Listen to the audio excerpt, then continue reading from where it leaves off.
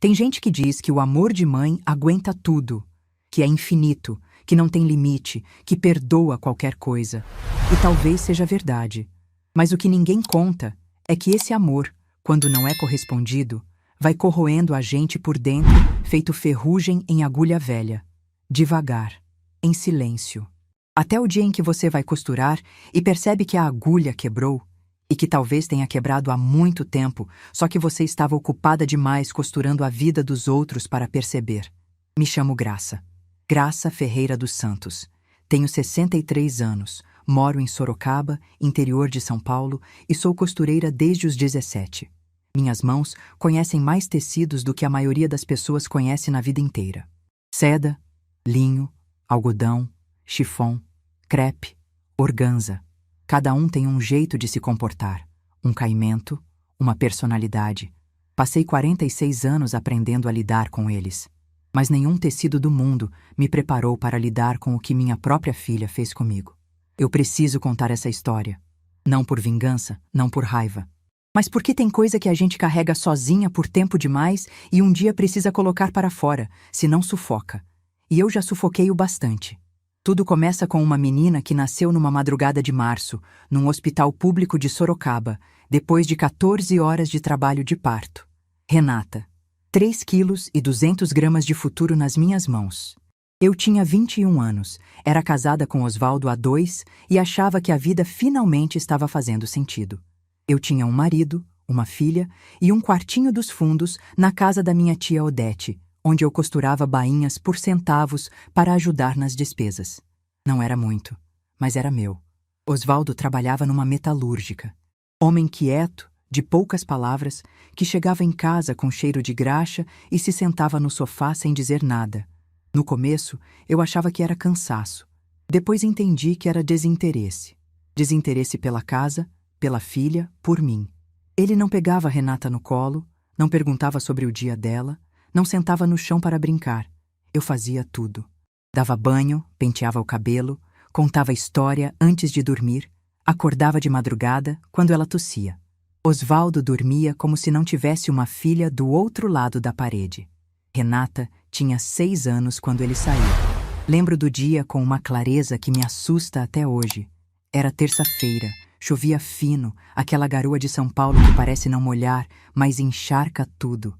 Ele colocou uma mala na porta, uma mala marrom com o zíper arrebentado que eu já tinha consertado 2 vezes, e disse que precisava se encontrar. Eu estava passando uma camisa na tábua e parei o ferro no meio do tecido. O vapor subiu entre nós dois como uma cortina. Olhei para ele e perguntei: "E a Renata?" Ele respondeu já de costas, com a mão na maçaneta: "Ela tem você." E puxou a porta. O barulho da chuva entrou por um segundo e depois sumiu junto com ele. Encontrou-se sim. Encontrou uma mulher em Campinas, montou outra vida e nunca mais mandou 1 centavo. Nunca mais ligou no aniversário da filha. Nunca mais perguntou se ela estava bem, se precisava de algo, se tinha comido. Renata cresceu sem pai. E eu cresci de novo. Dessa vez, como mãe solteira, costureira, dona de casa, cozinheira, professora de lição, conselheira de madrugada, tudo ao mesmo tempo. Não tinha opção de descansar. Não tinha opção de desistir. Eu era tudo que aquela menina tinha no mundo. E fiz de tudo para que ela nunca sentisse falta de nada. Muitas noites costurei até as 2, 3 da manhã, para entregar encomenda no prazo e garantir que o leite da semana estivesse pago. Muitas vezes comi arroz com ovo para que Renata comesse arroz com carne. Muitas vezes vesti a mesma roupa remendada 3, 4 vezes, para que ela tivesse uniforme novo no primeiro dia de aula. E fazia isso sorrindo. Fazia porque achava que era assim que se amava. Em silêncio, sem cobrar, sem esperar nada em troca. Renata era esperta. Desde pequena tinha uma inteligência que me enchia de orgulho. Lia tudo o que encontrava pela frente, fazia perguntas que eu não sabia responder, tirava notas altas sem precisar de muita ajuda. Quando ela me disse, aos 15 anos, que queria ser advogada, eu olhei para ela e disse: "Então vai ser, minha filha." Naquele momento, eu não sabia como ia pagar uma faculdade de direito. Só sabia que ia dar um jeito, porque dar um jeito era a única coisa que eu sempre soube fazer. Mas foi justamente nessa época que algo começou a mudar. Algo sutil, quase invisível, como um fio que se solta na barra de uma saia. Você não percebe, mas ele vai puxando o tecido inteiro aos poucos. Renata trouxe uma colega de escola para almoçar em casa. Uma menina loira, filha de dentista, que morava num condomínio fechado. Eu tinha feito arroz, feijão, frango e salada. Comida simples, mas feita com carinho. Enquanto eu lavava a louça, ouvi a conversa delas pelo corredor. A colega perguntou o que minha mãe fazia. E Renata respondeu sem hesitar. Ela é comerciante. Não costureira. Comerciante. Eu fiquei parada com a esponja na mão, olhando para a parede, sentindo algo apertar no peito que eu não sabia nomear. Mas deixei passar. Achei que era besteira. Coisa de adolescente. Aos 18, Renata foi ao baile de formatura do colégio. Eu passei 2 semanas costurando um vestido para ela. Escolhi o tecido com cuidado, um cetim cor-de-rosa que caía bem no tom de pele dela, e bordei pequenas flores na barra com linha prateada. Quando ela vestiu, ficou linda. Eu chorei de orgulho. Ela saiu, foi ao baile e voltou radiante. Mas dias depois, quando vi uma foto dela com as amigas numa rede social, li a legenda: "Obrigada à loja do shopping pelo vestido perfeito."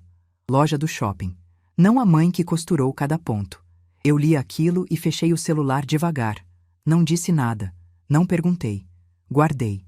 Quando Renata entrou na faculdade de Direito, eu vendi meu único par de brincos de ouro, presente de casamento da minha mãe, para pagar a matrícula. Fiz sem drama, sem choro, sem comunicar.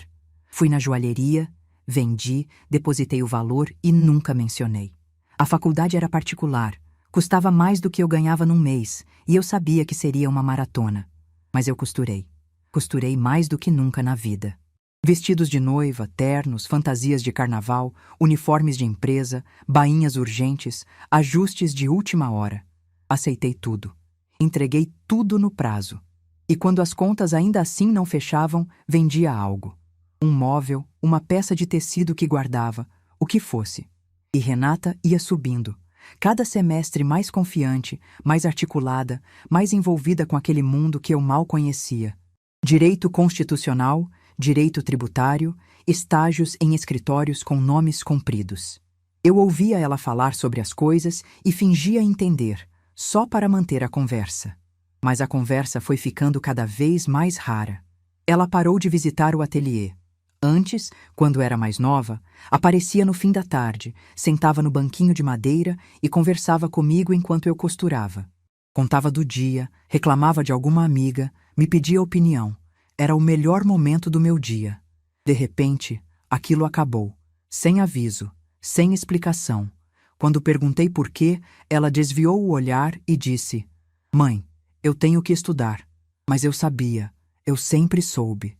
Não era sobre estudo, era sobre vergonha. Sobre não querer que as novas amigas da faculdade de Direito descobrissem que a mãe dela passava o dia com agulha na mão e fita métrica no pescoço. A formatura aconteceu numa noite de dezembro, quente, abafada, com aquele céu alaranjado que Sorocaba tem no verão. Eu costurei meu próprio vestido para a ocasião. Um azul discreto, simples, mas bem feito. Passei 3 dias nele.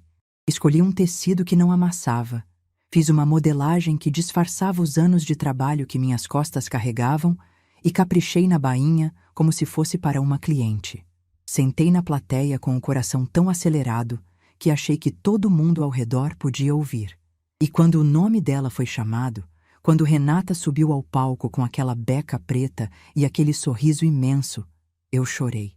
Chorei sem vergonha, sem esconder, porque aquele diploma tinha o meu suor em cada página, as minhas noites em cada linha, as minhas mãos em cada letra. Era a prova de que todo o sacrifício tinha valido a pena. Ou era o que eu queria acreditar. Mas quando a cerimônia acabou e eu procurei Renata para abraçá-la, ela estava cercada de colegas, rindo, tirando fotos. Esperei. Fiquei num canto com meu vestido azul, segurando a bolsa, esperando que ela viesse me buscar para tirar uma foto juntas. Ela me viu. Eu sei que me viu, porque nossos olhos se cruzaram por um segundo. Mas ela virou o rosto e continuou com o grupo. Fui embora sozinha. No ônibus de volta para Sorocaba, olhei pela janela e tentei convencer meu coração de que era só o calor do momento, a empolgação da juventude. Mas meu coração não se convenceu. A festa de formatura eu nem fui convidada. Renata disse que era só para os colegas de turma. Eu disse tudo bem. Sempre dizia tudo bem. Era a minha frase mais usada, minha costura mais praticada. Cobrir o rasgo com um tudo bem e seguir remendando o dia seguinte. Os anos foram passando. Renata entrou num escritório grande em São Paulo. Começou a ganhar bem, a usar roupas de marca, a frequentar restaurantes que eu só via em revista. E a distância entre nós foi crescendo como um tecido esticado dos dois lados. Devagar, em silêncio, até o ponto em que não dava mais para costurar. As visitas ficaram raras, as ligações mais curtas, as desculpas mais elaboradas. Num Natal que eu nunca vou esquecer, preparei a ceia inteira. Passei o dia 24 na cozinha, desde as 6 da manhã. Arrumei a mesa com a toalha de crochê mais bonita que eu tinha, aquela que fiz com linha branca importada, e levei quase 3 meses para terminar. Cada ponto daquela toalha tinha sido feito pensando em noites como aquela. A família reunida, a mesa farta, o riso preenchendo a sala. Comprei Chester, fiz rabanada, arroz com passas, salpicão, tudo que Renata gostava desde criança. Coloquei uma vela no centro da mesa, vesti uma blusa nova que eu mesma tinha costurado. E esperei. Ela chegou às 9 da noite.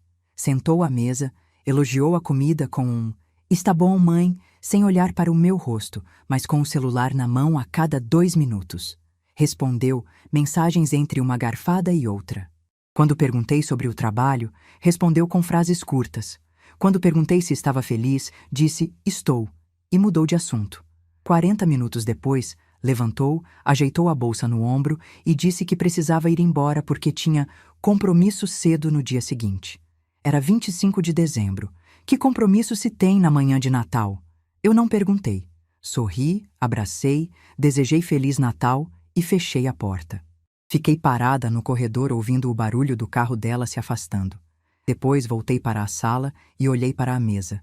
Tinha comida para 4 pessoas e só uma tinha comido. A vela ainda estava acesa, derretendo devagar, como se também estivesse esperando alguém que não ia voltar. Guardei as sobras no pote, lavei a louça uma por uma, dobrei a toalha de crochê com cuidado e guardei no armário. Apaguei a vela. Não chorei. Chorar já não resolvia nada. Tinha deixado de resolver fazia tempo. E então veio Felipe. Mas isso é outra parte da história. O que importa agora é que vocês entendam quem eu era até aquele ponto.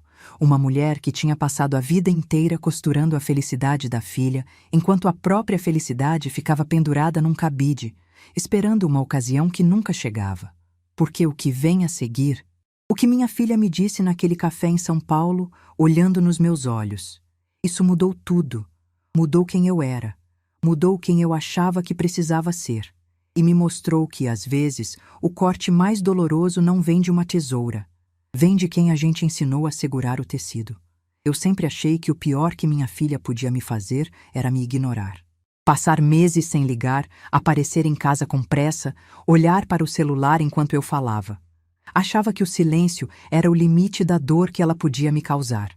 Eu estava errada, porque existe algo pior do que ser ignorada. É ser olhada nos olhos e ouvir que você é o problema. Mas antes de chegar nesse dia, preciso contar sobre Felipe, porque sem ele, essa história teria um final muito diferente. Renata conheceu Felipe numa palestra sobre direito empresarial em São Paulo.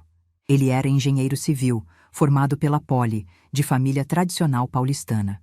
O pai era dono de uma construtora de médio porte, a mãe era professora universitária aposentada.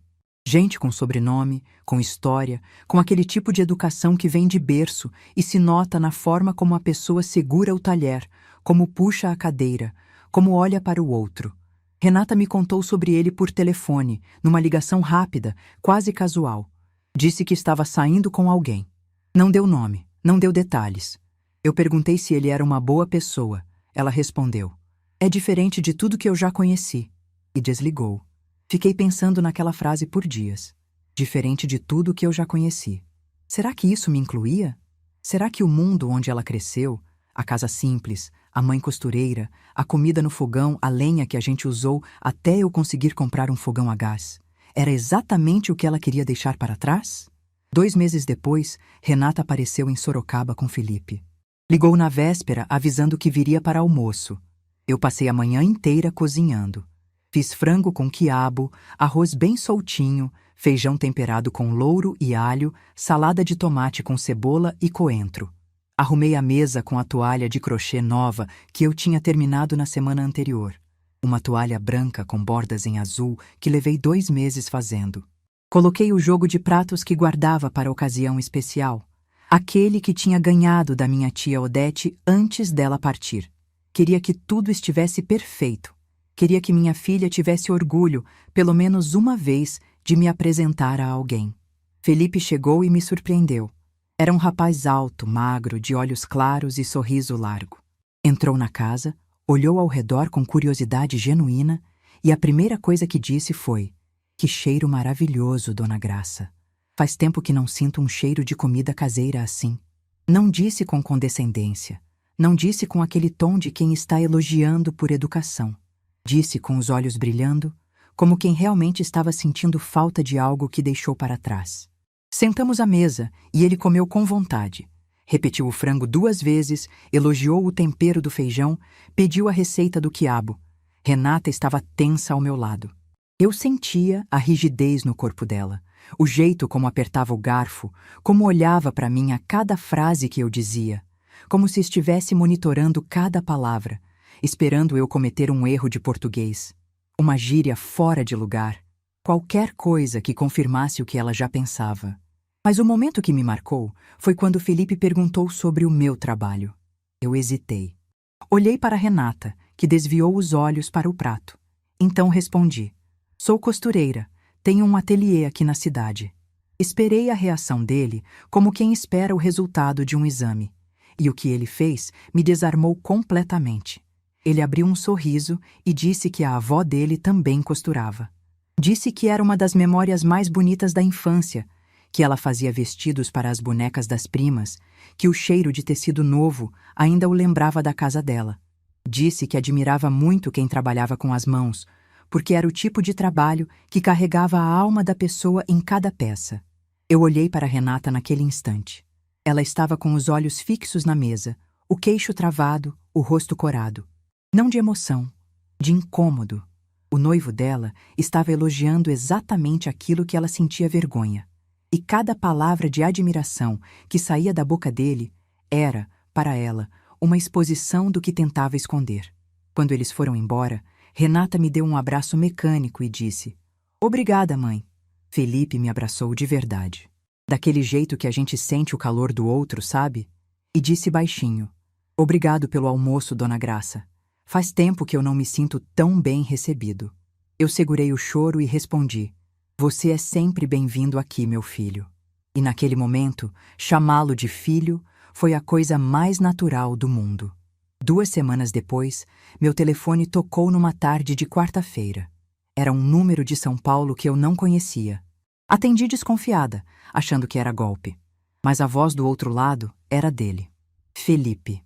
Ligou para me agradecer de novo pelo almoço e disse que queria me conhecer melhor, que achava importante ter uma boa relação com a sogra.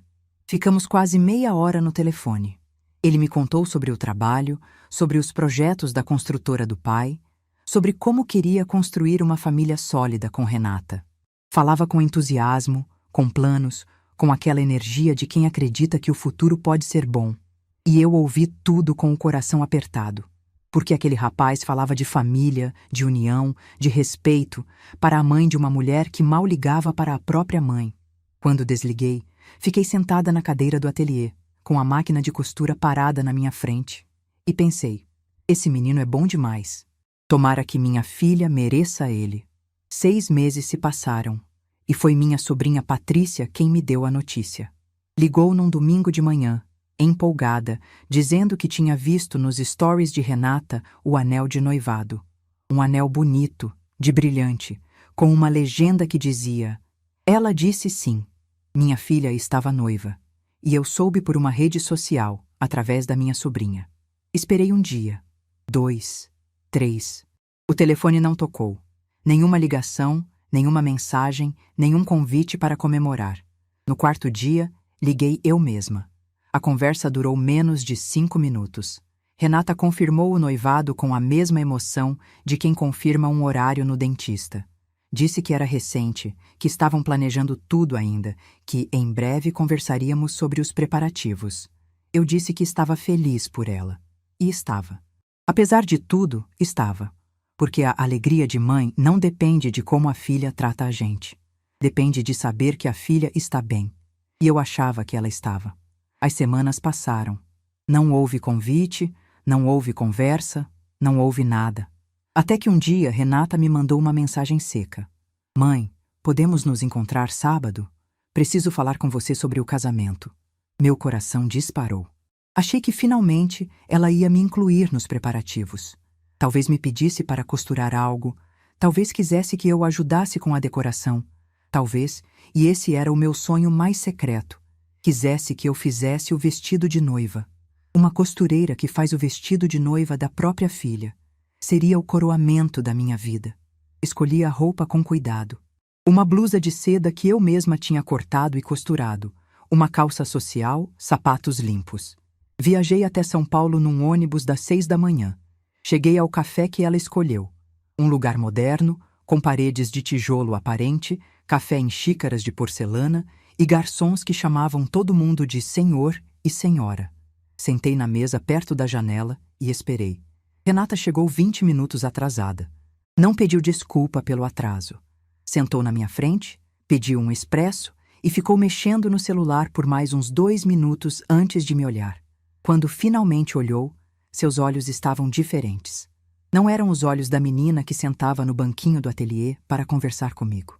Eram olhos frios, calculados, como os de uma advogada prestes a entregar uma sentença.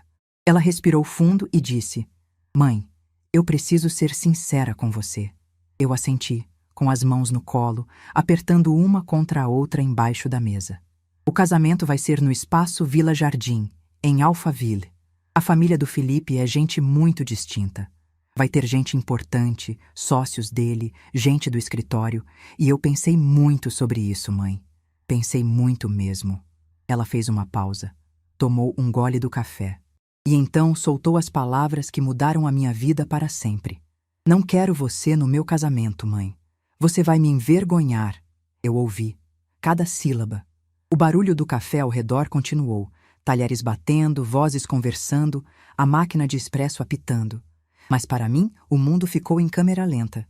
Eu olhei para a minha filha, para aquele rosto que eu limpei quando criança, que eu beijei de madrugada quando ela tinha febre, que eu vi sorrir pela primeira vez nos meus braços. E aquele rosto agora me dizia que eu era um estorvo. Ela continuou.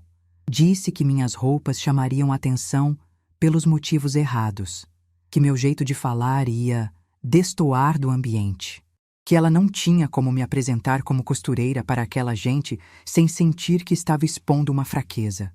Cada frase era uma agulha entrando no meu peito. E olha que eu conheço agulhas. Conheço muito bem. Mas nenhuma delas fura como a palavra de uma filha que tem vergonha da própria mãe. Eu respirei. Olhei para as minhas mãos em cima da mesa. Mãos que costuraram milhares de peças, que seguraram aquela menina no colo, que prepararam cada refeição, que trabalharam até sangrar para pagar cada boleto daquela faculdade de direito. Essas mãos que ela achava feias demais para um casamento em Alphaville. Engoli o choro. Engoli como quem engole vidro moído e sorri por cima, porque desmoronar ali não ia mudar nada. Disse, com a voz mais firme que consegui: Tudo bem, filha, eu entendo. Peguei minha bolsa, aquela bolsa de couro marrom que eu mesma tinha costurado, levantei da mesa e saí. Renata não me seguiu. Não disse, espera. Não disse, mãe, me desculpa. Ficou sentada, tomando o café dela, enquanto eu atravessava a porta daquele café como quem sai de uma sala de cirurgia, com o corpo inteiro aberto por dentro e nenhuma anestesia. Caminhei 4 quarteirões até o ponto de ônibus. 4 quarteirões em linha reta, com o sol de São Paulo batendo no rosto e as pessoas passando apressadas ao meu redor. Ninguém percebeu. Ninguém olhou para aquela senhora de 63 anos, caminhando devagar com uma bolsa de couro marrom e o mundo desmoronando dentro do peito. Eu era invisível ali, como sempre fui na vida da minha própria filha. O ônibus demorou 23 minutos. Eu contei. Fiquei em pé no ponto, com a coluna reta, o rosto firme, os olhos secos. Não ia chorar na rua. Não ia dar esse espetáculo para ninguém. Entrei no ônibus, sentei na janela e fiz as 4 horas de viagem até Sorocaba, olhando para a estrada sem enxergar nada. Só chorei quando abri a porta de casa. Sentei na cadeira da máquina de costura. A mesma cadeira onde passei milhares de horas da minha vida. E chorei. Chorei de um jeito que não chorava desde o dia em que Osvaldo foi embora. Um choro que vinha do fundo do estômago, que sacudia o corpo inteiro, que tirava o ar. Chorei por cada vestido que costurei de madrugada, por cada refeição que preparei com carinho, por cada sacrifício que fiz achando que um dia seria reconhecido. Chorei por ter sido tão ingênua. Depois de um tempo, não sei se foram minutos ou horas, as lágrimas secaram. Lavei o rosto na pia da cozinha, olhei para o meu reflexo no espelho pequeno que ficava acima da torneira e disse para mim mesma, em voz alta, algo que nunca tinha dito antes. Graça, você merece mais do que isso.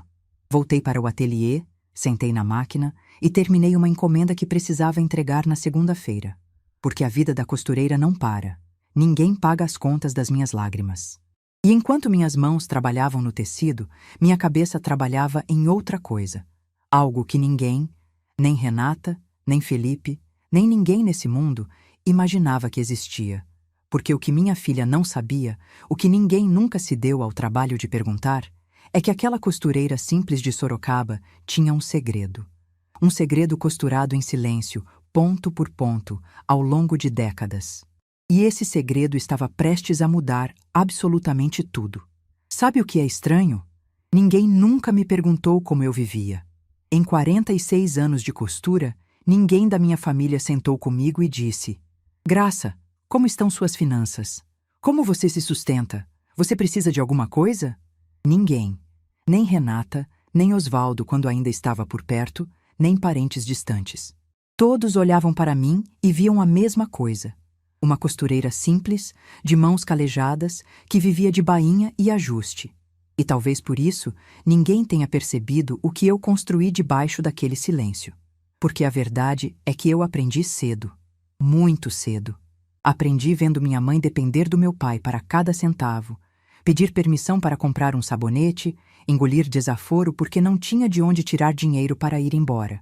Quando ela partiu, eu tinha 19 anos e uma promessa guardada no peito. Nunca, em nenhuma circunstância, eu dependeria de alguém para sobreviver. E cumpri essa promessa ponto por ponto, como quem costura uma bainha invisível que ninguém vê, mas que segura a peça inteira. Comecei guardando moedas numa lata de biscoito no fundo do armário. Parece bobagem, mas era o que eu conseguia. Cada encomenda que entregava separava 10%. Osvaldo nunca soube. Renata, quando cresceu, também não. Aquele dinheiro era meu seguro silencioso, minha linha de fuga costurada em segredo. Quando Osvaldo foi embora, aquele envelope já tinha o suficiente para 3 meses de despesas. Me deu tempo para respirar e reorganizar a vida. E a partir dali, nunca mais parei de guardar. Cada mês, sem exceção, separava uma parte. Mesmo quando a conta de luz atrasava, mesmo quando o gás acabava antes do previsto. A disciplina de quem sabe que o mundo não protege mulher sozinha. Com o tempo, o dinheiro na lata virou dinheiro no banco. E o dinheiro no banco virou investimento. Eu não entendia nada de mercado financeiro, mas tinha uma cliente chamada Sônia, que era gerente de banco. Ela vinha ao ateliê toda semana para ajustar roupas. Era vaidosa, cuidadosa com a aparência e gostava de conversar enquanto eu tirava medidas. Um dia, entre um alfinete e outro, ela perguntou onde eu guardava minhas economias. Eu disse que na poupança. Ela quase riu. Disse que poupança era o mesmo que guardar dinheiro debaixo do colchão, que existiam formas melhores, mais seguras. E ali, entre ajustes de blazer e barras de calça, Sônia me ensinou sobre CDB, tesouro direto, fundos de renda fixa. Eu ouvia com a mesma atenção que dedicava a aprender um ponto novo, concentrada. anotando tudo, sem vergonha de perguntar o que não entendia. Aos poucos fui migrando. Tirei da poupança, coloquei em aplicações que rendiam mais. E quando completei 15 anos de economia disciplinada, eu tinha o suficiente para dar o passo que mudou minha vida. Comprei o ponto comercial onde meu ateliê funciona até hoje. Era um salão térreo numa rua movimentada, perto do centro de Sorocaba. O dono anterior tinha uma loja de tecidos que faliu. Irônico, não é? E vendia por um preço abaixo do mercado porque precisava do dinheiro rápido. Eu fui lá, olhei o espaço, imaginei as máquinas enfileiradas, os manequins perto da vitrine, os rolos de tecido nas prateleiras e comprei, à vista, com dinheiro que ninguém sabia que existia. A partir dali, tudo acelerou. Saí do quartinho dos fundos e montei um ateliê de verdade. Comprei máquinas melhores, organizei o espaço com capricho, coloquei uma placa bonita na fachada. E o trabalho começou a aparecer de outro jeito. Não era mais só bainha e ajuste de vizinha. Era roupa sob medida, vestido de festa, ajuste de peça de grife que as clientes traziam de São Paulo. Comecei a receber gente de fora da cidade e indicações que vinham de longe. O ateliê virou referência. E com ele, minha conta no banco cresceu de um jeito que eu mesma às vezes me assustava quando olhava o extrato. Mas nunca contei para ninguém. Não por avareza, não por desconfiança calculada, por hábito. E talvez, só talvez, por uma pontinha de proteção.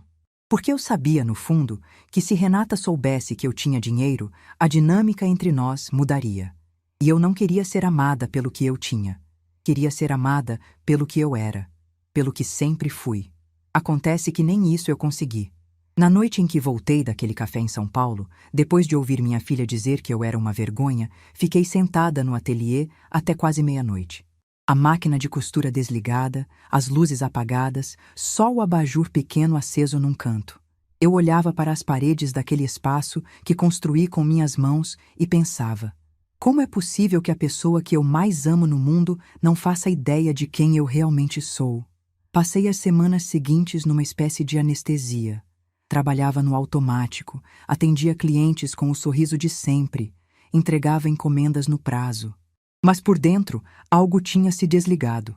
Era como se a linha que me conectava à Renata tivesse sido cortada de uma vez, sem aviso, e eu estivesse ali segurando a ponta solta sem saber o que fazer com ela. Foi num sábado de manhã, quase um mês depois do café, que minha sobrinha Patrícia me ligou. Patrícia trabalhava como recepcionista num hotel em São Paulo. Uma moça esperta, observadora, que sempre teve carinho por mim. Ela me ligou com a voz apressada, meio sussurrando, como se estivesse contando um segredo. Disse que na noite anterior tinha encontrado Renata num evento corporativo no hotel e que minha filha estava visivelmente alterada, falando alto ao telefone num canto do saguão. Patrícia reconheceu a voz de Felipe do outro lado da linha. Os dois discutiam sobre dinheiro. Ela ouviu pedaços da conversa. Os pais de Felipe tinham cortado mais da metade da contribuição para o casamento. Um investimento do pai dele, numa obra em Guarulhos, tinha dado errado. A construtora estava com problemas e eles não podiam mais cobrir o que tinham prometido. Renata estava dizendo que o buffet já tinha sido contratado, que o espaço em Alphaville cobrava multa de cancelamento, que a decoradora não ia devolver o sinal. Patrícia me disse que Renata repetiu uma frase várias vezes, quase em pânico. Não tem como cancelar, Felipe. Não tem como. Quando Patrícia terminou de contar, ficou em silêncio esperando minha reação. Eu também fiquei em silêncio. Por bastante tempo. Ela deve ter achado que a ligação caiu, porque perguntou: Tia, você está aí? Eu disse que estava. Agradeci, pedi que não comentasse com ninguém e desliguei. Sentei na cadeira do ateliê e fiquei olhando para o manequim vazio que ficava perto da janela. A ironia era tão grande que parecia coisa de novela. A mulher que me expulsou do casamento estava prestes a perder o casamento. E eu, a costureira envergonhante, a mãe indesejada, a presença inconveniente, era provavelmente a única pessoa que podia impedir isso. Passei 3 dias sem dormir direito. 3 dias costurando no automático, fazendo e refazendo bainhas, trocando linhas sem necessidade, cortando tecido torto e tendo que recortar. Minha cabeça não parava.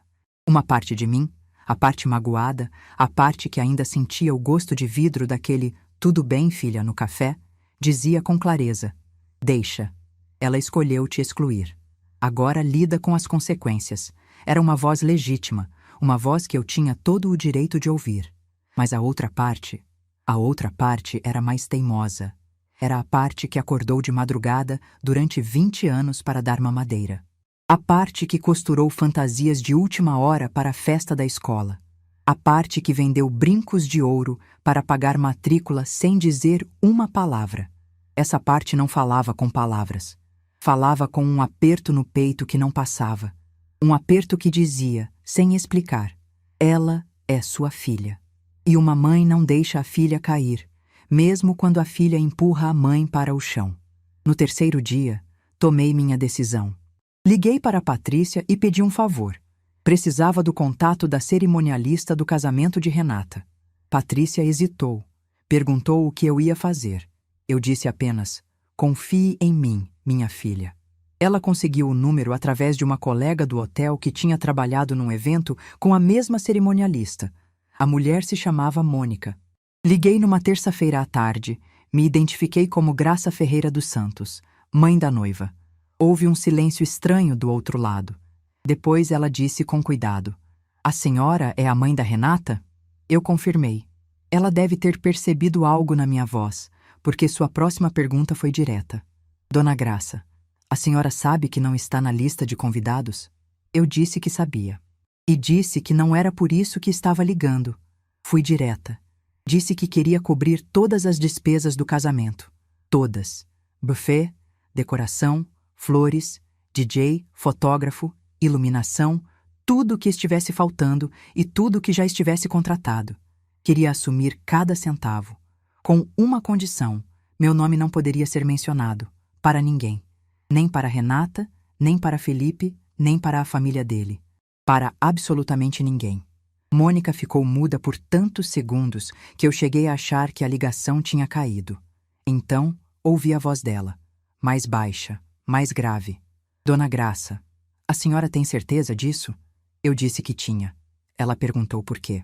E eu respondi com palavras que saíram de um lugar tão fundo dentro de mim que eu mesma me surpreendi. Porque é minha filha, e uma mãe não precisa de convite para amar. Precisa apenas de uma agulha para costurar o que o mundo rasga. Ela ficou em silêncio de novo. Depois disse, com a voz embargada: "Em 30 anos de carreira, nunca recebi uma ligação assim." Combinamos os detalhes. Ela me passou os valores de cada fornecedor, cada contrato pendente, cada sinal que faltava. Fiz as contas na calculadora do celular, sentada no ateliê, com a luz do abajur e o barulho dos grilos pela janela. O total era alto. Mas eu tinha e sobrava. Os contratos foram assinados no meu nome. Graça Ferreira dos Santos. Paguei tudo à vista, por transferência bancária, em 3 dias. Cada centavo saiu do trabalho das minhas mãos, das mesmas mãos que minha filha achava indignas de um casamento em Alphaville. Mônica criou uma justificativa para Renata. Disse que o espaço de eventos estava fazendo uma promoção especial, uma parceria com fornecedores, e que os custos tinham sido drasticamente reduzidos. Minha filha acreditou. Talvez porque era mais fácil acreditar numa coincidência conveniente do que investigar a verdade. E então eu fiz algo que só uma costureira entenderia. Fui até a loja de tecidos do centro e escolhi o mais bonito que encontrei. Um crepe italiano azul marinho, encorpado, mas leve, com um caimento que eu reconheci no momento em que passei a mão. Era o tipo de tecido que pede respeito, discreto, elegante, sem precisar gritar. Comprei 3 metros, levei para o ateliê e comecei a costurar o vestido que eu usaria no casamento da minha filha. Costurei com o mesmo cuidado que dedico às minhas melhores peças. Modelagem clássica, decote discreto, manga 3/4 que disfarçava os braços marcados pelos anos. Ajustei cada costura no meu próprio corpo, olhando no espelho do ateliê, girando devagar para verificar o caimento. Bordei uma pequena flor na parte interna do vestido, na altura do coração. Um detalhe que ninguém veria, mas que eu saberia que estava ali. Minha assinatura invisível. Levei 1 semana para terminar. Quando ficou pronto, Coloquei no manequim perto da janela do ateliê e fiquei olhando por um longo tempo. Era bonito, era digno, era tudo o que eu queria ser naquele dia. Mas aquele vestido não sairia daquele manequim, porque a mulher que o costurou não tinha sido convidada para vesti-lo. Eu sabia disso quando comprei o tecido. Sabia quando cortei, quando alinhavei, quando passei cada costura na máquina. Então por que fiz? Porque precisava. Precisava costurar aquela dor em alguma coisa. Precisava transformar o que eu sentia em algo concreto, algo que eu pudesse tocar, pendurar, olhar. Aquele vestido era a materialização de tudo que eu queria ter sido naquele casamento e de tudo que minha filha não me permitiu ser. O casamento foi marcado para um sábado de outubro. E eu passei as semanas que antecederam a data num estado estranho de paz misturada com tristeza. Eu tinha feito o que podia. Tinha feito mais do que qualquer pessoa esperaria. Agora era soltar. Soltar a linha, soltar o tecido, soltar a filha. E confiar que, de alguma forma, o ponto que eu dei seguraria, mesmo que ninguém soubesse que ele existia. Mas o que eu não sabia, o que eu não podia prever, é que Felipe, aquele rapaz metódico, de olhos claros e coração atento, estava prestes a puxar uma linha que revelaria tudo. E quando ele puxasse, o tecido inteiro viria junto, diante de 200 pessoas, no meio da festa, com o nome da costureira estampado em cada contrato. E minha filha, a advogada que sempre teve resposta para tudo, descobriria que existem verdades para as quais não existe defesa. O dia do casamento da minha filha amanheceu bonito. Um sábado de outubro com céu limpo, sol forte desde cedo e aquele cheiro de terra molhada que Sorocaba tem quando chove de madrugada e o dia seguinte vem quente. Eu sei porque acordei às 5 da manhã. Na verdade, não sei se cheguei a dormir de verdade. Passei a noite inteira num estado estranho entre o sono e a vigília, com os olhos semifechados, mas a cabeça girando, repassando cada decisão que tomei nas últimas semanas, me perguntando se fiz certo, se fui ingênua, se fui corajosa ou simplesmente tola. Levantei, fiz café, sentei na mesa da cozinha e fiquei olhando a luz mudar pela janela. O ateliê ficava logo ao lado, separado por uma porta de vidro que eu deixava sempre entreaberta. Dali, eu conseguia ver o manequim perto da vitrine. E no manequim, o vestido. Meu vestido azul marinho, impecável, com aquele caimento perfeito de crepe italiano, esperando uma ocasião que não existia. Tomei meu café devagar. Comi uma fatia de pão com manteiga. Lavei a xícara, sequei, guardei. E depois fui até o ateliê, parei na frente do manequim e fiquei ali, olhando para aquele vestido como quem olha para uma carta que escreveu, mas nunca enviou. Passei a mão no tecido. Estava perfeito. A costura reta, a bainha invisível, a florzinha bordada por dentro na altura do coração. Tudo ali era eu. E tudo ali ficaria ali. Às 7 da noite, enquanto em Alphaville os convidados começavam a chegar ao espaço Vila Jardim, eu estava sentada na minha poltrona, com a televisão desligada e as luzes apagadas, segurando o porta-retrato de Renata aos 5 anos. Naquela foto, ela usava o vestidinho de festa junina que eu mesma tinha costurado. Um vestido xadrez vermelho e branco, com renda na barra e um lacinho no cabelo. Ela sorria com todos os dentes, segurando uma espiga de milho com as 2 mãos. A menina mais feliz do mundo. A mesma menina que naquele exato momento estava se preparando para caminhar até o altar num vestido de grife que custou mais do que eu ganhava em 3 meses. Pago, sem que ela soubesse, pelas mãos que ela achava indignas de estar presentes. Do lado de fora, eu ouvia os sons normais de um sábado à noite em Sorocaba. Um cachorro latindo ao longe, a televisão do vizinho, uma moto passando pela rua. Dentro da minha sala, o único som era o tic-tac do relógio de parede que eu tinha desde o tempo do Osvaldo. Cada segundo que passava era um segundo do casamento da minha filha que eu não estava vivendo. Cada minuto era um minuto de uma festa que eu paguei, mas não frequentei.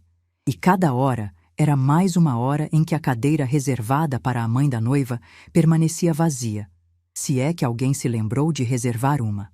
Fiquei ali, em silêncio, olhando para aquela foto até a sala escurecer. Não liguei a luz. Não liguei a televisão. Apenas fiquei. Uma mãe sentada sozinha na noite do casamento da filha, segurando a única prova de que um dia existiu amor entre as duas. Mas o que aconteceu naquela festa, eu só soube depois. E soube por Patrícia, que estava lá como convidada de um primo distante de Felipe. Ela me ligou naquela mesma noite, por volta das 11h30, com a voz entrecortada, chorando tanto que às vezes eu precisava pedir para ela repetir. E me contou tudo, cada detalhe, cada palavra, cada silêncio. A cerimônia tinha sido linda, segundo ela. O espaço decorado com flores brancas e velas, uma iluminação suave que dava ao lugar um ar de sonho. Renata entrou deslumbrante, de braço dado com o padrinho, porque o pai dela nunca apareceu, nunca esteve, nunca existiu para isso. Caminhou pelo corredor de cabeça erguida, sorrindo para os convidados, radiante. O casamento perfeito, a noiva perfeita, tudo perfeito. Os votos foram trocados, as alianças colocadas, o beijo dado. Os convidados aplaudiram, a música tocou e todos seguiram para o salão da festa. Jantar servido, brinde dos padrinhos, discurso do pai do Felipe. Um senhor elegante que falou sobre família, sobre valores, sobre a importância de honrar quem veio antes de nós. Patrícia me disse que, nessa hora, olhou para o lugar onde deveria estar a mãe da noiva. A cadeira estava vazia. Nem cadeira tinham reservado. Então, depois dos discursos protocolares, depois do jantar, quando as pessoas já estavam relaxadas com suas taças na mão e a música ambiente preenchia o salão, Felipe se levantou. Pediu licença ao DJ. Pegou o microfone. Patrícia me disse que naquele momento ninguém estranhou. Acharam que seria mais um agradecimento, uma declaração de amor para a noiva, algo esperado. Felipe era educado, articulado, o tipo de homem que fala bem em público. Renata estava sentada na mesa principal, sorrindo, ajeitando o véu, provavelmente esperando uma homenagem romântica. Mas Felipe não começou falando de amor. Começou falando de números. Ele disse que nos dias antes do casamento, como engenheiro e como homem que gosta de ter tudo organizado, revisou cada contrato da cerimônia, cada pagamento, cada nota, cada fornecedor. Disse que fez isso porque queria agradecer nominalmente cada pessoa que contribuiu para aquele dia. E foi aí que encontrou algo que não esperava. O salão ficou em silêncio. O tipo de silêncio que acontece quando todo mundo percebe, ao mesmo tempo, que algo importante está prestes a ser dito. Felipe disse que todos os contratos, o buffet, a decoração, as flores, o DJ, o fotógrafo, a iluminação, o bolo, cada centavo daquela festa, estavam assinados por uma mesma pessoa. Uma pessoa que não estava na lista de convidados.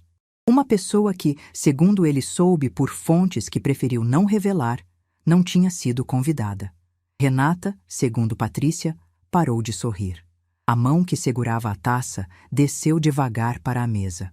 Seus olhos fixaram no rosto de Felipe com uma expressão que foi mudando. De curiosidade para confusão, de confusão para apreensão, de apreensão para algo que se parecia muito com medo. Felipe tirou do bolso interno do paletó uma folha dobrada. Desdobrou com calma, como quem sabe exatamente o peso do que está fazendo, e leu o nome em voz alta, pausado, para que cada pessoa naquele salão ouvisse com clareza. Graça Ferreira dos Santos. Fez uma pausa. Depois continuou. Costureira, moradora de Sorocaba, mãe da noiva. O salão ficou tão silencioso que Patrícia me disse que dava para ouvir o gelo derretendo dentro dos copos. 200 pessoas prenderam a respiração ao mesmo tempo e todos os olhos se viraram para Renata. Mas Felipe não tinha terminado. Ele olhou para os convidados e disse que precisava contar quem era essa mulher. Disse que teve o privilégio de conhecê-la uma única vez, numa casa simples em Sorocaba, sentado numa mesa coberta por uma toalha de crochê feita à mão, comendo o melhor frango com quiabo que já provou na vida. Disse que essa mulher o recebeu com um carinho que ele não encontrava nem nos restaurantes mais caros de São Paulo. Disse que ela era costureira há mais de 40 anos, que criou a filha sozinha, que trabalhou de madrugada para pagar uma faculdade de direito e que nunca, em nenhum momento, pediu reconhecimento por nada disso. Patrícia me disse que nessa hora, algumas pessoas na mesa começaram a chorar. A mãe de Felipe levou a mão à boca. O pai dele baixou a cabeça. Felipe continuou. Disse que essa mulher, mesmo sem ter sido convidada, mesmo sabendo que a própria filha não a queria ali, pagou cada centavo daquela festa, sem pedir nada em troca, sem exigir presença, sem cobrar um único agradecimento. Pagou porque é mãe, e porque para ela, amar nunca dependeu de ser convidada. Então ele olhou diretamente para Renata e disse a frase que, segundo Patrícia, calou o salão de vez. Eu me casei com você, Renata, porque acreditei que você era uma mulher que valoriza as pessoas. Mas a pessoa que mais te valorizou na vida, a que costurou cada dia da tua história, não está sentada em nenhuma cadeira aqui. E eu preciso que todo mundo saiba que a cadeira mais importante dessa festa está vazia, porque a mulher que deveria ocupá-la pagou por todas as outras. Renata não se moveu. Patrícia me disse que ela ficou paralisada, com os olhos vidrados, as mãos tremendo sobre a mesa. O buquê que estava ao lado dela tombou e ninguém se abaixou para pegar. A boca dela se abriu, como se fosse dizer algo, mas nenhuma palavra saiu. Era como se o salão inteiro estivesse congelado numa fotografia. 200 pessoas, todas olhando para a noiva, esperando uma reação que não vinha.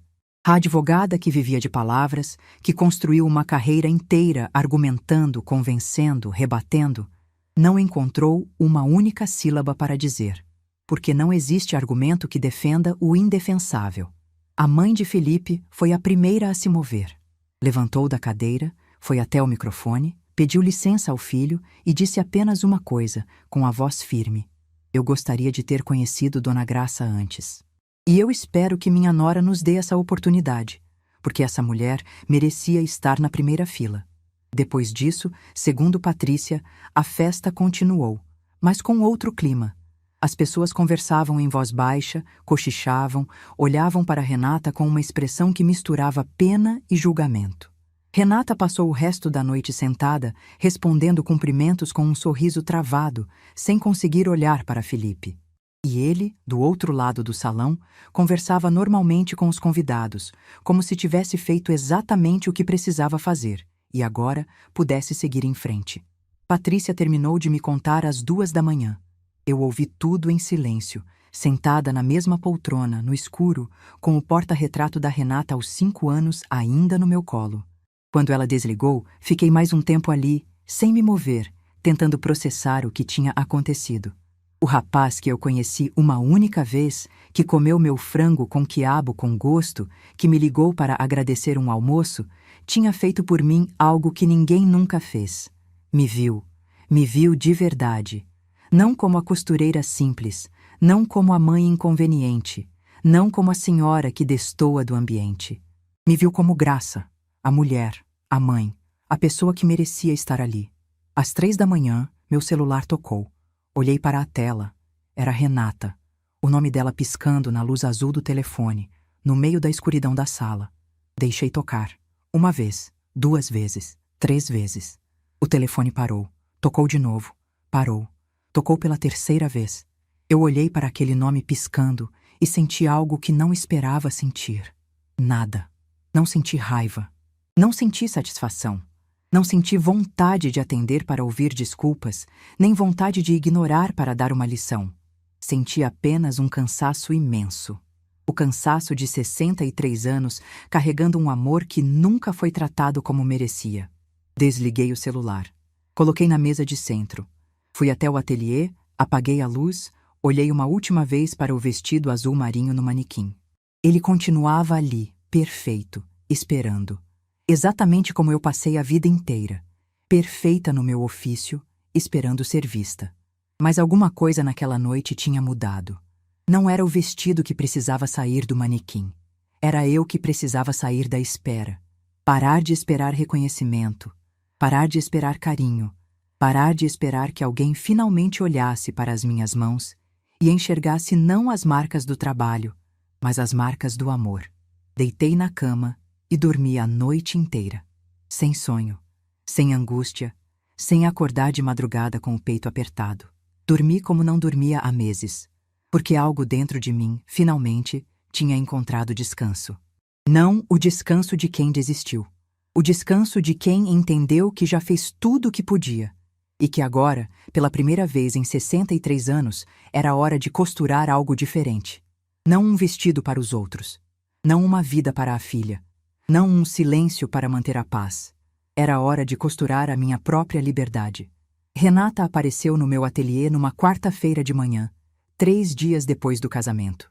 Eu estava atendendo uma cliente, Dona Judite, professora aposentada que vinha toda semana ajustar alguma coisa, quando ouvi o sino da porta. Levantei os olhos e ali estava minha filha. Sem maquiagem, com o cabelo preso de qualquer jeito, olheiras fundas, usando uma roupa que eu nunca tinha visto nela, uma calça jeans simples e uma camiseta básica. A advogada de terninho desapareceu. Na minha frente estava uma mulher que parecia não dormir há dias. Pedi licença à Dona Judite, que entendeu na hora.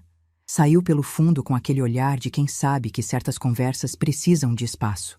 Renata ficou parada na porta, olhando ao redor do ateliê como se fosse a primeira vez que entrasse ali. E de certa forma era. Fazia anos que ela não pisava naquele chão. Ela olhou para as máquinas, para os manequins, para os rolos de tecido.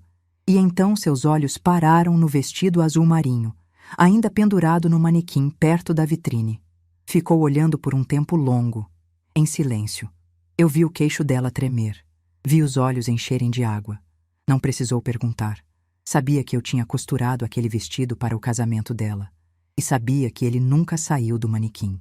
Quando finalmente falou, a voz saiu baixa, quase quebrando. Disse que precisava conversar comigo, que não conseguia mais viver com o peso do que tinha feito. Eu assenti, fui até a cozinha do ateliê, preparei café como faço para qualquer pessoa que entra ali e sentei na cadeira de frente para ela. Renata começou pedindo desculpas. Disse que estava arrependida, que não sabia o que tinha passado pela cabeça dela. Chorou. Chorou muito. E enquanto ela chorava, eu fiquei em silêncio, segurando minha xícara, esperando. Porque eu sabia que as desculpas eram sinceras, mas sabia também que o que vinha depois delas é que revelaria a verdade. E veio. Veio na frase que eu nunca vou esquecer. Entre uma lágrima e outra, Renata me olhou e disse: "Mãe, se eu soubesse que você tinha esse dinheiro todo, eu teria agido completamente diferente." O café na minha xícara tremeu. Não porque minhas mãos tremeram. Minhas mãos não tremem, são firmes como as de uma costureira precisam ser. Tremeu porque algo dentro de mim se partiu de um jeito definitivo. A última ilusão.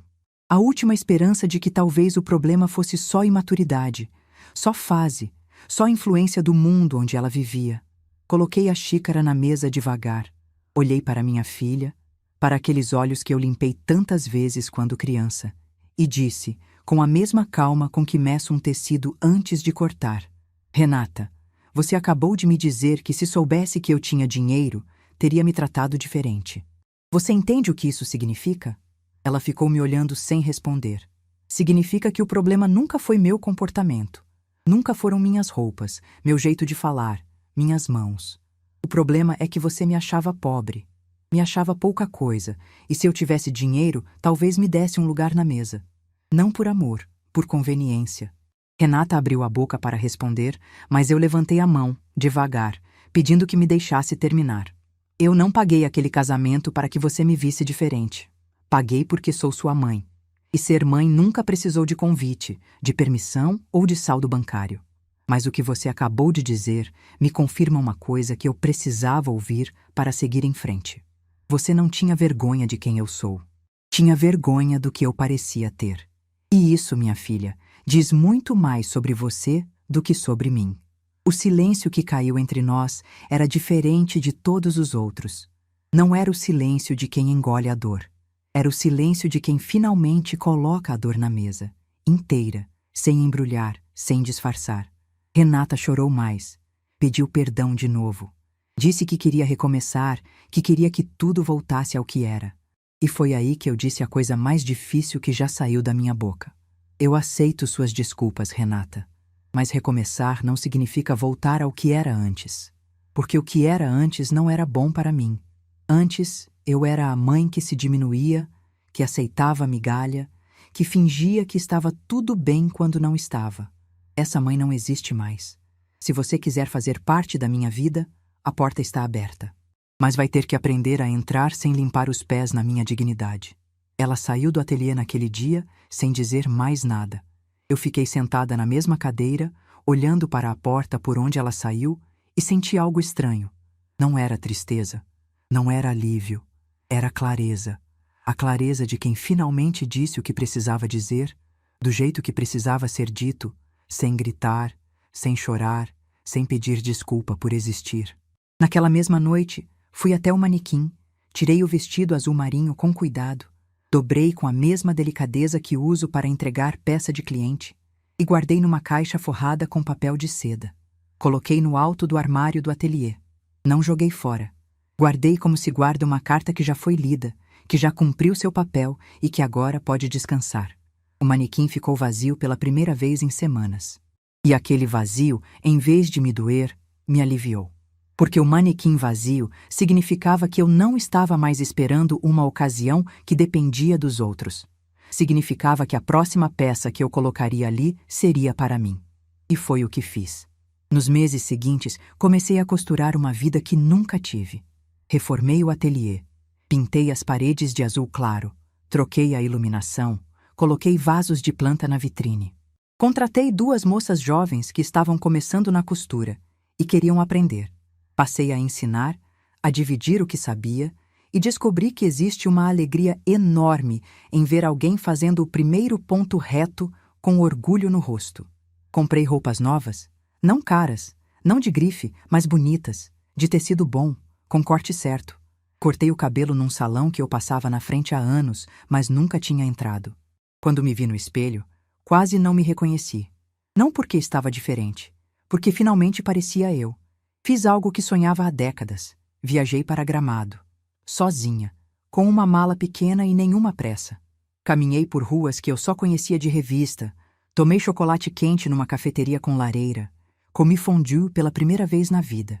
Comprei um cachecol de lã que eu mesma jamais costuraria, e achei graça nisso. Uma costureira comprando roupa pronta.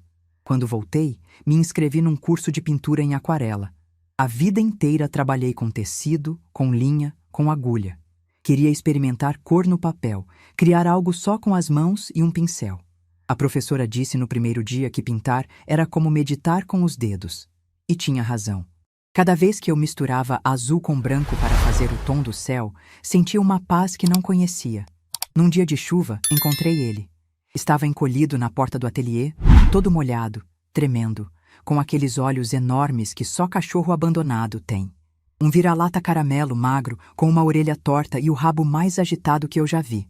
Coloquei comida, sequei com uma toalha velha e ele me olhou com uma gratidão tão pura que meu coração apertou. Chamei de coragem, porque foi o que eu mais precisei nessa vida. E porque ele teve a coragem de confiar em alguém mesmo depois de ter sido abandonado. 4 meses depois do casamento, Felipe me ligou. Apareceu no sábado de manhã, sozinho, com uma caixa de bombons e aquele sorriso largo que eu lembrava do dia do almoço. Entrou no ateliê, elogiou a reforma, brincou com o coragem e sentou no banquinho de madeira. O mesmo banquinho onde Renata costumava sentar quando era jovem. Conversamos por quase 2 horas. E então ele fez uma pausa e disse algo que me emocionou. Dona Graça, eu fiz aquele discurso no casamento porque a senhora merecia. Mas preciso que saiba. Eu não fiz para humilhar a Renata. Fiz porque acredito que verdade cura e porque não podia começar um casamento em cima de uma injustiça. Eu olhei para aquele rapaz e vi algo raro: integridade. O tipo que não se aprende em faculdade nem se herda de família rica. Se aprende escolhendo fazer o certo mesmo quando é mais fácil ficar calado. Agradeci. Ele me abraçou. E quando perguntei se queria almoçar, ele riu e disse: Dona Graça, eu dirigi 2 horas de São Paulo, na esperança de que a senhora ia me oferecer aquele frango com quiabo. Cozinhei o frango. A mesma receita, o mesmo tempero. Mas a mesa era diferente. Desta vez não tinha Renata tensa monitorando cada palavra. Tinha apenas eu e meu genro, comendo com calma, rindo de coisas simples. Quando ele foi embora, ficou na porta e disse: A senhora é a sogra que qualquer pessoa gostaria de ter. E a Renata vai entender isso. Talvez não hoje, mas vai. A relação com Renata, aos poucos, começou a mudar. Ela passou a vir a Sorocaba 1 vez por mês. No começo, as visitas eram tensas. Ela não sabia como agir perto de mim, e eu não facilitava. Não por crueldade, por honestidade. Mas o tempo faz o que as palavras não conseguem. As visitas foram ficando mais naturais. Renata começou a tomar café no ateliê, a perguntar sobre as clientes, a olhar com curiosidade para os tecidos. Um dia, pediu para eu ensinar a pregar um botão.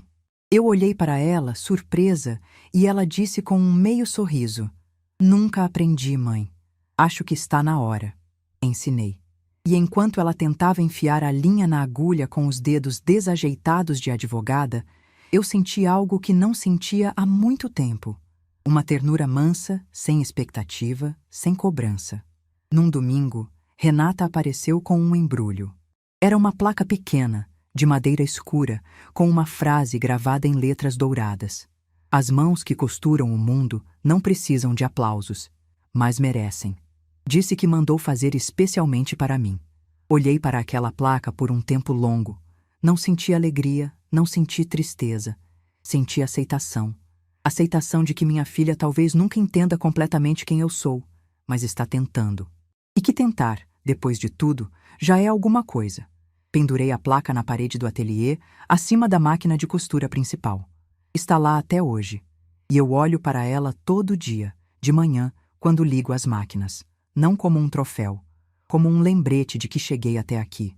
Hoje, enquanto conto essa história, estou sentada na varanda do meu ateliê reformado, com o Coragem dormindo nos meus pés e o barulho da rua entrando pela janela aberta. Tenho 63 anos. Minhas mãos ainda costuram, mas agora costuram com mais calma, com mais escolha, com mais prazer. Não aceito mais encomenda de madrugada. Não digo sim para tudo. Aprendi, aos 63, que não é uma palavra que também pode ser costurada com elegância. Renata e eu nos falamos, nos encontramos, tomamos café, mas em outros termos, nos meus termos. Ela aprendeu que respeito não é opcional, e eu aprendi que amor não precisa de sacrifício para ser verdadeiro. A ferida existe, talvez sempre vai existir, mas por cima dela, ponto por ponto, estou costurando algo novo. Não é um remendo, é uma peça inteira, diferente da original, mas igualmente bonita. Às vezes, de noite, quando fecho o ateliê e fico sozinha, passo a mão na caixa lá no alto do armário. A caixa onde guardei o vestido azul marinho. E lembro de tudo. Da agulha, da linha, da florzinha bordada na altura do coração. Lembro do dia em que costurei aquele vestido sabendo que nunca ia usar. E lembro do dia em que tirei do manequim sabendo que não precisava mais esperar. Se tem uma coisa que 46 anos de costura me ensinaram, é essa. O ponto mais forte é o que ninguém vê. É o ponto interno, o que segura tudo por baixo do tecido. E esse ponto, na minha vida, sempre fui eu. Invisível, silenciosa, segurando tudo no lugar. Até o dia em que decidi que segurar já não era suficiente. Que eu também merecia ser a peça principal, ser vista, ser ouvida, ser respeitada. E se você está ouvindo essa história e se reconhece nela, se você também passou a vida costurando a felicidade dos outros enquanto a sua ficava pendurada num cabide, eu te digo com toda a certeza dos meus 63 anos, nunca é tarde para vestir a própria dignidade. Nunca é tarde para cortar o tecido que te prende. E nunca, nunca é tarde para descobrir que a peça mais bonita que você pode costurar é a sua própria vida. Se essa história tocou seu coração, deixe seu like, se inscreva no canal e comente aqui embaixo. No meu lugar, o que você faria? Sua mensagem pode iluminar o dia de alguém.